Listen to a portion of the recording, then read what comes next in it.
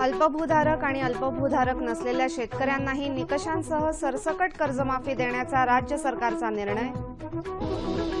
राज्यातल्या 25 जिल्ह्यांमध्ये 5 पिकांकरिता हवामानावर आधारित फळपीक विमा योजना लागू। आणि राज्यात विविध ठिकाणी मोसमी पावसाचं आगमन।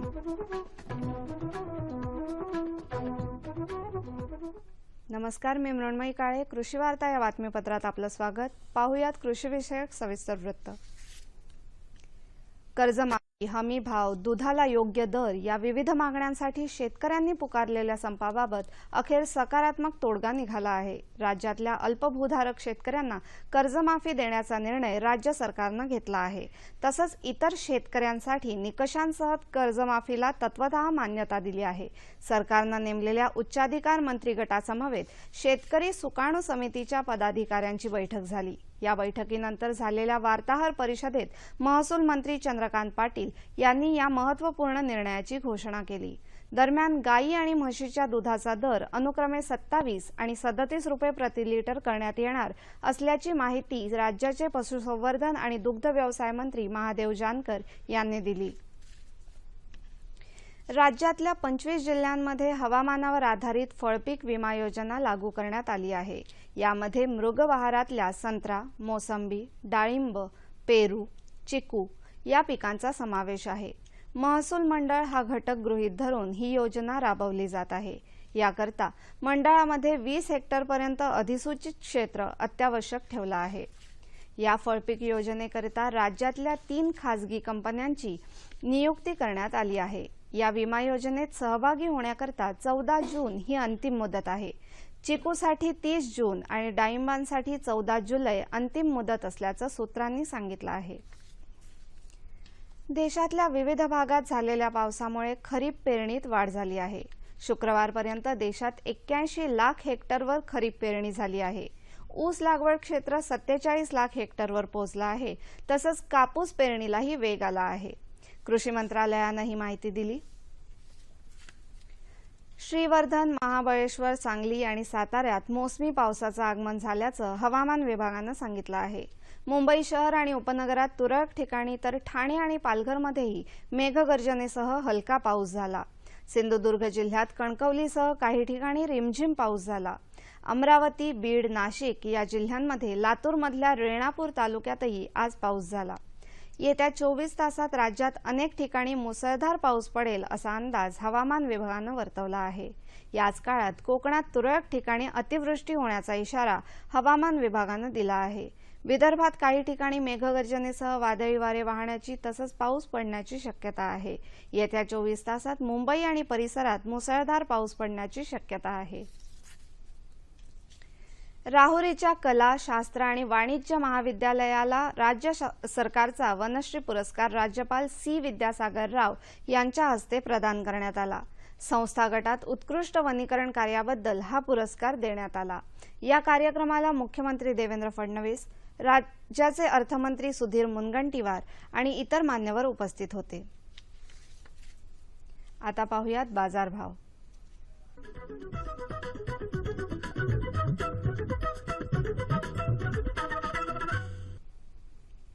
जाणून घेऊया अहमदनगर कृषी उत्पन्न बाजार समितीकडून प्राप्त झालेले शेतमालाचे बाजारभाव। हे भाव शेतीमालाच्या उत्पादकांसाठी आहेत। निराळा उल्लेख नसल्यास हे भाव प्रति क्विंटल आहेत। गहू 1731 1500, ज्वारी 1702 1511, बाजरी 1500 1200, भेंडी 2000 1500, वांगे 1000 आणि 200, कोबी 500 आणि 300, आंबा 5000 3000, चिकू 1500 1000 आणि कलिंगड 800 600। बाजारभावविषयक अधिक माहितीसाठी www.agmarknet.nic.in या संकेतस्थळाला भेट द्या। आता पाहूया हवामान वृत्त आणि हवामानाचा अंदाज।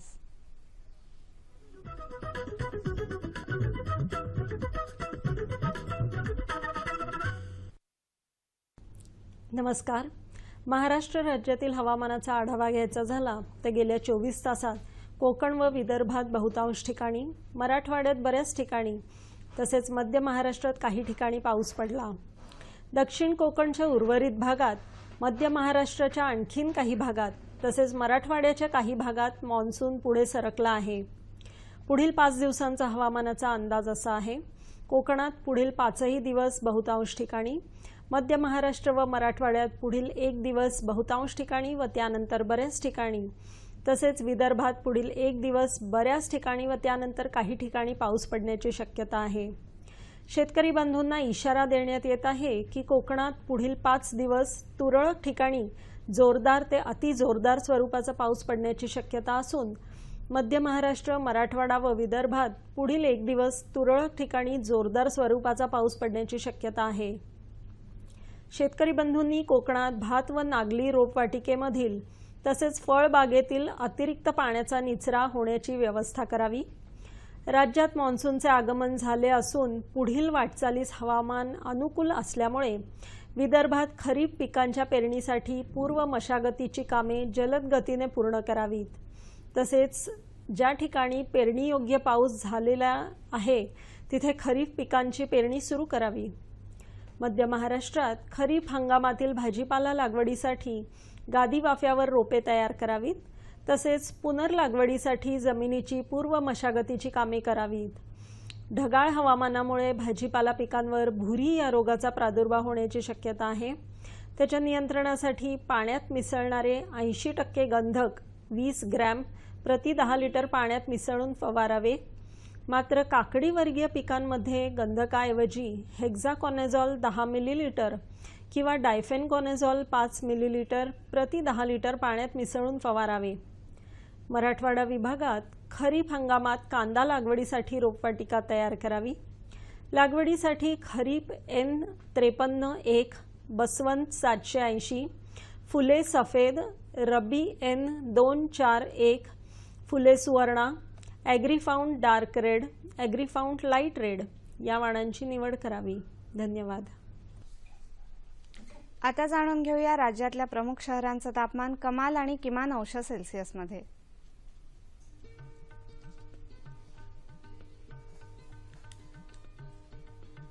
मुंबई कमाल 30, किमान 25, पुणे 34 आणि 24,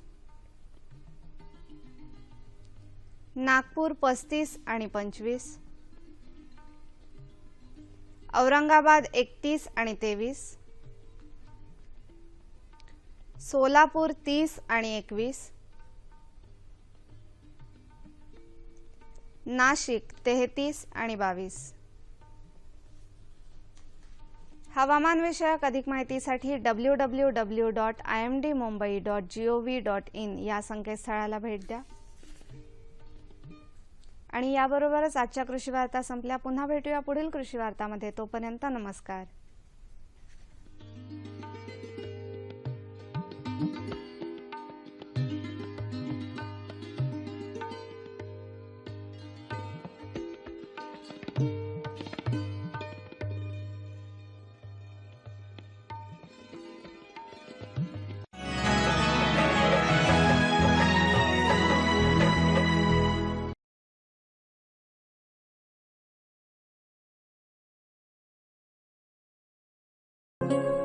नमस्कार मंडळी, कृषी दर्शन कार्यक्रमात आपलं स्वागत। मंडळी, पावसाळा सुरू झालेला आहे।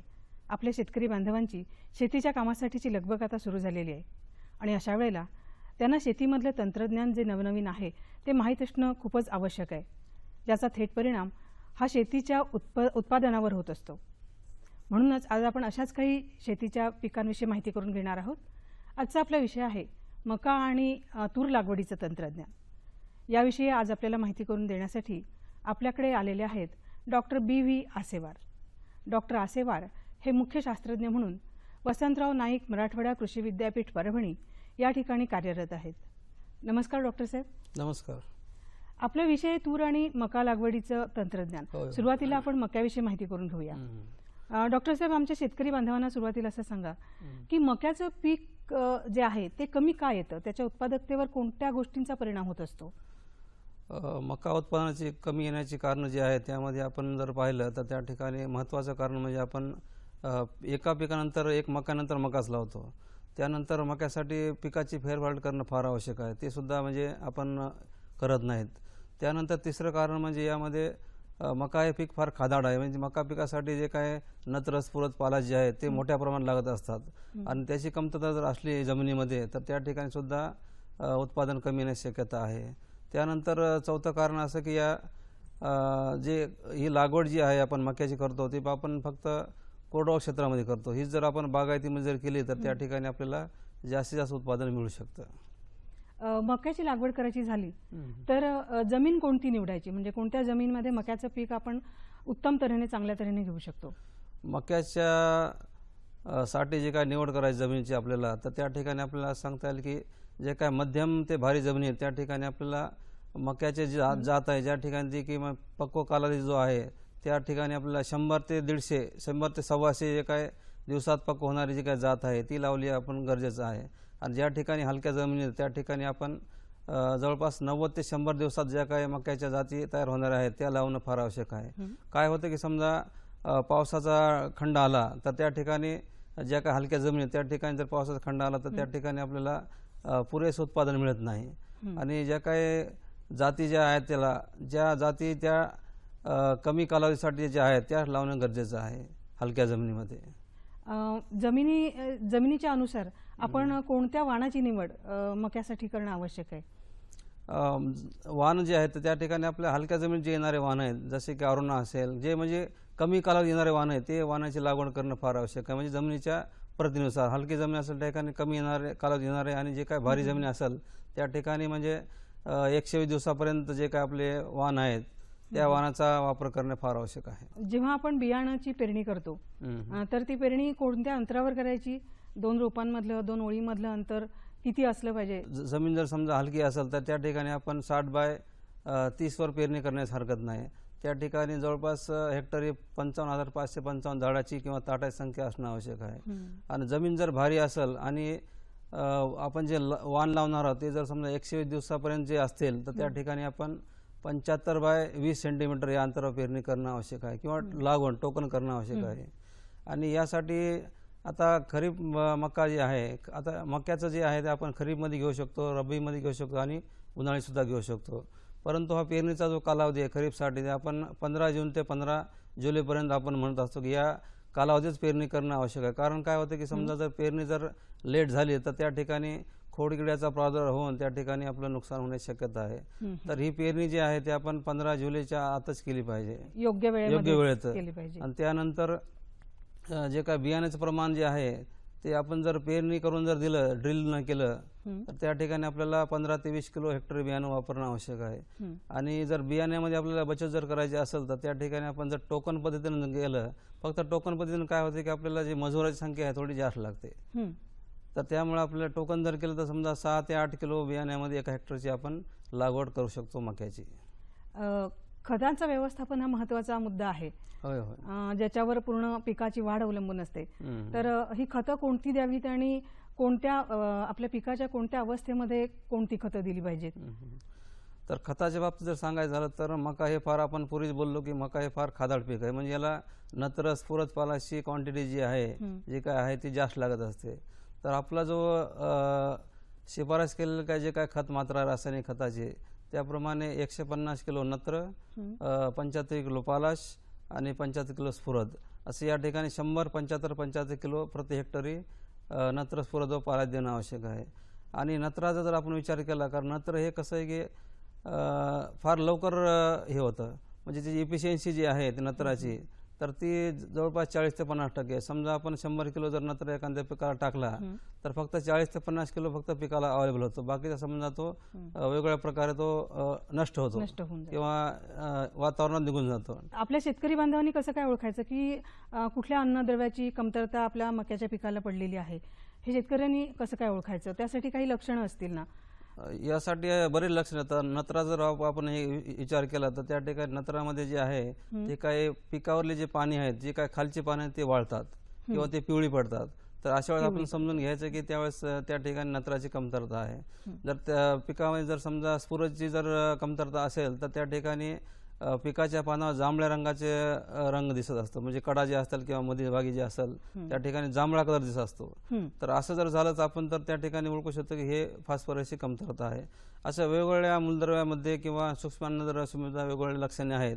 त्याचा जर आपण चांगल्या प्रकारे जर वापर करून घेतला आणि लक्षणे जर ओळखून आपण जर त्वरित कार्यवाही जर केली, जे काय कमतरता असेल ती आपण फवारणी द्रव्य जर केली तर त्या ठिकाणी आपल्याला चांगल्या प्रकारे आपण त्याचं व्यवस्थापन करून चांगलं उत्पादन मिळू शकतो. मका पिकामध्ये आंतरमशागत कोणती प्रामुख्याने करणं गरजेचं आहे? मका हे पीक काय की फार लवकर वाढतं, त्यामुळे सुरुवातीचे जे 35 ते 40 दिवस आहे किंवा जास्त 45 दिवसापर्यंत आपण त्याला तण विरहित ठेवणं फार आवश्यक आहे. आणि त्यानंतर जरी तण जरी वाढलं त्याचा जास्तीत जास्त पिकावर परिणाम होत नाही किंवा उत्पादनावर परिणाम होत नाही. त्यामुळे सुरुवातीला आपण एक कोळपणी आणि एक निंदणी करणं फार आवश्यक आहे. एक 25 ते 30 दिवसांनी एक कोळपणी करणं आणि त्यानंतर 40 ते 45 दिवसानंतर जर आपण एक खुरपणी जर केली तर त्या ठिकाणी आपल्याला चांगल्या प्रकारे तणाचा बंदोबस्त होऊ शकतो आणि त्या ठिकाणी जास्तीत जास्त उत्पादन वाढू शकते. डॉक्टर साहेब, आपलं दुसरं पीक आहे तूर. आपण तूर डाळीमध्ये आपल्या तुरीमध्ये उत्पादन कमी येण्याची मुख्य कारणं काय आहेत ते आपण थोडक्यात सांगा. तूर पिकामध्ये हे तूर पीक एक फार चांगलं पीक आहे. म्हणजे जे काय आता हवामान बदल होत आहे त्या हवामान बदलानुसार जे काय ह्या हवामानात तगणार पीक आहे आणि या पिकाचे उत्पादन कमी येण्याची कारण जी आहे त्यामध्ये महत्वाचं कारण म्हणजे हे कोरडवाहूमध्ये घेतलं जातं. त्यानंतर जे काय समजा साधी जमीन असेल, चिबडी जमीन असेल किंवा ज्या ठिकाणी मुख्य पीक घेऊन उरलेली जमीन असेल त्या ठिकाणी आपण हे पीक घेत असतो. त्यानंतर या ठिकाणी अन्नद्रव्य व्यवस्थापन असेल किंवा त्यानंतर पिकाचा पाण्याची उपलब्धता किंवा या ठिकाणी खत व्यवस्थापन हे अयोग्य मार्गाने होत असल्यामुळं किंवा या ठिकाणी रोग किंवा कीडचे व्यवस्थापन अयोग्य झाल्यामुळे सुद्धा या ठिकाणी आपल्याला उत्पादन कमी येण्याचे कारण दिसत आहेत.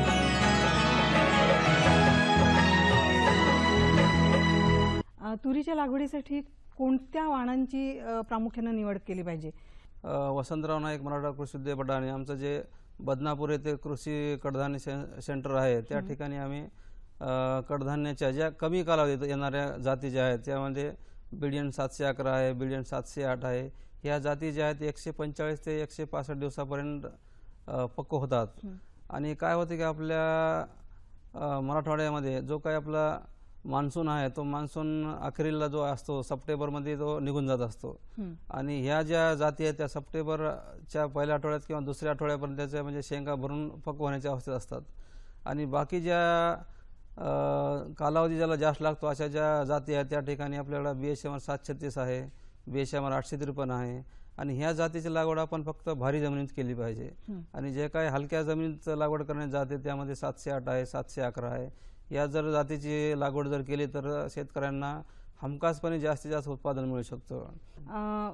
यासाठी काही बीज प्रक्रिया करण्याची काही गरज आहे का जेव्हा आपण लागवड करणार असतो तेव्हा? होय, बीज प्रक्रिया करणं हे फार महत्त्वाचे, कारण या ठिकाणी आपल्याला हेक्टरी जे काय बियाणं लागत असतं त्या बियाण्याला आपण रायझोबियम किंवा PSB आणि जे काय फंगीसाइड आहेत बुरशीनाशक या बुरशीनाशकाची बीज प्रक्रिया करणं आवश्यक आहे. ती कशी करायची त्याची थोडक्यात माहिती या ठिकाणी सांगता येईल की आपल्याला जो काय 10 किलो बियाणे आपण काय करतो 25 ग्राम बुरशीनाशक 22 जे असेल किंवा 25 ग्राम रायझोबियम आणि 2 ते 2.5 ग्राम 22 या बुरशीनाशकाची म्हणजे बीज प्रक्रिया करणं फार आवश्यक आहे. आणि ही बीज प्रक्रिया केल्यामुळे काय होते की जे काय कीड व रोग जमिनीतून येणार आहे ते कमी होतात. त्यानंतर उत्पादन किंवा उगवण शक्ती जास्त होते. त्यानंतर जे काय ठोंब असतात त्या पिकाची ती चांगल्या प्रकारे उगवण शक्ती होते.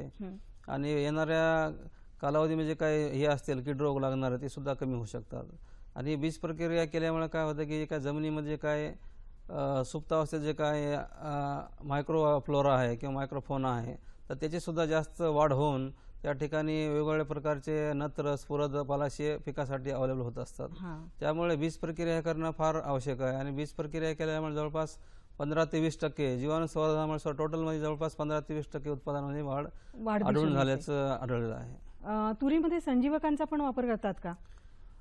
होय, संजीवकाचा वापर सुद्धा तुरीमध्ये, कारण काय होते की कधी कधी पावसाळा जर लांबला किंवा पाऊस जर जास्त झाला, आता जसं 2016 मध्ये पाऊस जास्त झाला आणि काय झालं की तुरीची कालावधी जो वाढला, हं. त्यामुळे जर आपण संजीवकाचा वापर जर केला तर त्या ठिकाणी आपल्याला पिकाची वाढ रोखून त्या ठिकाणी आपल्याला जास्तीत जास्त म्हणजे उत्पादनामध्ये वाढ होऊ शकते. म्हणजे काही वाढ रोखून त्या ठिकाणी आपली उत्पादनात्मक जी काही वाढ आहे ती वाढ आपल्याला करण्याची असेल तर त्या ठिकाणी आपण हा संजीवकांचा संजीवकाचा वापर वापर केला करणं पाहिजे. फार आवश्यक आहे.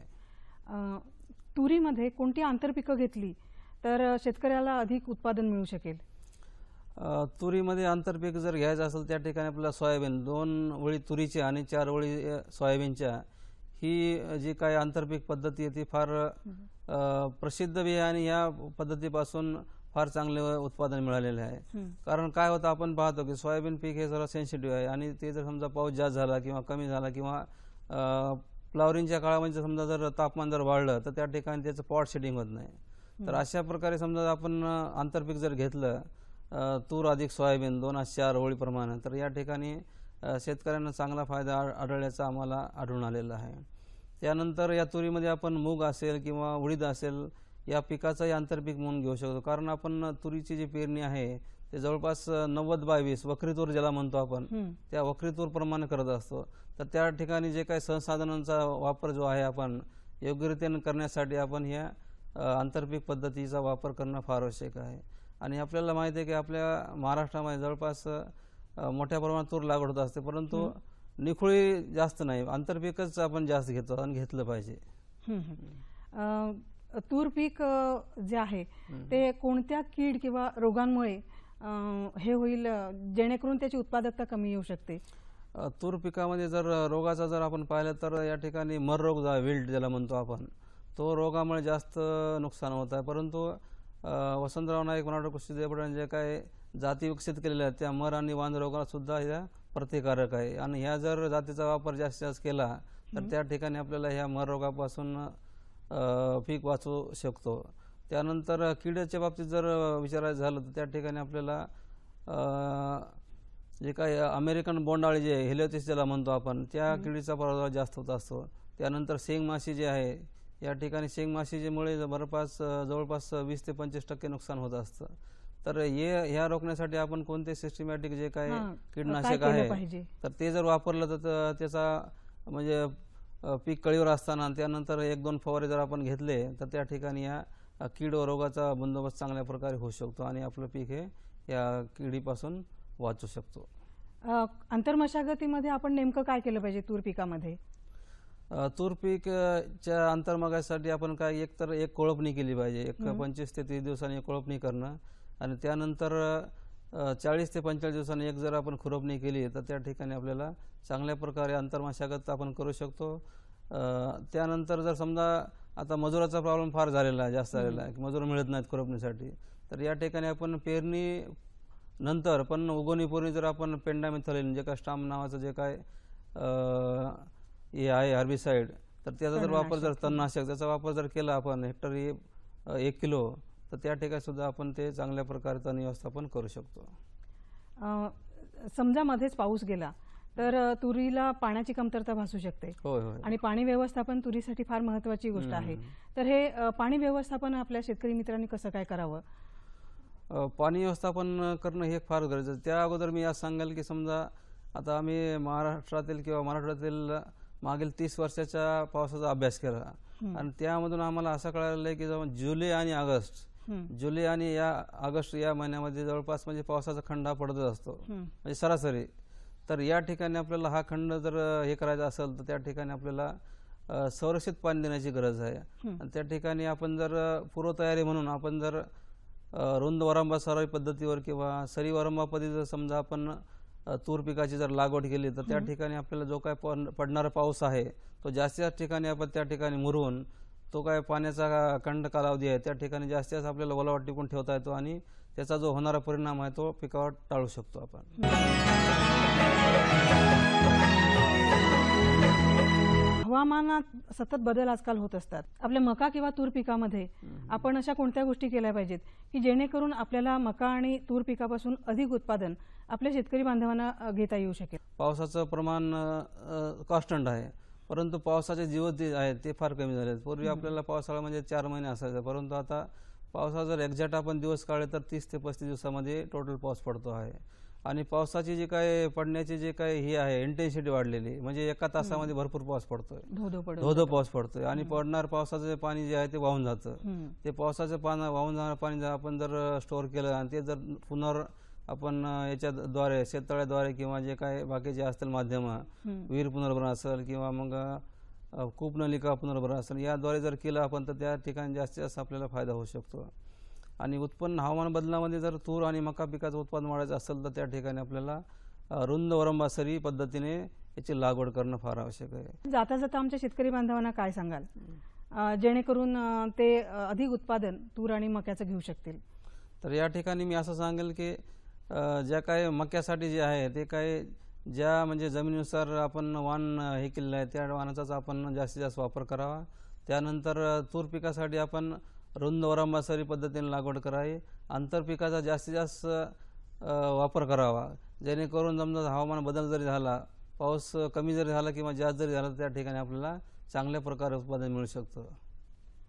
डॉक्टर आसेवार साहेब, आपण इथे आलात आणि आमच्या शेतकरी बांधवांना मका आणि तूर लागवडीच्या ह्या तंत्रज्ञानाबद्दल जी माहिती करून दिलीत त्याबद्दल मी आपले आभार मानते. धन्यवाद. धन्यवाद.